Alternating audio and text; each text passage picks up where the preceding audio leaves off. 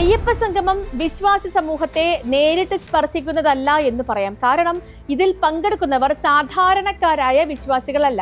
വിവിധ നാടുകളിൽ നിന്ന് സർക്കാർ ക്ഷണിച്ചവരും താല്പര്യപ്പെട്ട് വരുന്നവരുമാണ്. വിശ്വാസികൾ സാധാരണ സംഗമിക്കാറുള്ളത് തീർത്ഥാടനത്തിനായാണ്. സംഘടിപ്പിക്കുന്നത് ദേവസ്വം ബോർഡാണെങ്കിലും ഇതൊരു തീർത്ഥാടക സംഗമമല്ല. ഇരുമുടിക്കെട്ടേന്തി വരുന്നവരല്ല സംഗമത്തിനായി എത്തുന്നത്. അയ്യപ്പൻ എന്ന് വിളിക്കുന്നത് കറുപ്പുടുത്ത് തുളസിമാലയണിഞ്ഞ് ഇരുമുടിക്കെട്ടേന്തി എത്തുന്നവരെയാണ്. അങ്ങനെ ഒരു തീർത്ഥയാത്രയുടെ ഇടവേളയിൽ നടക്കുന്നതല്ല ഇങ്ങനെ ഒരു സംഗമം.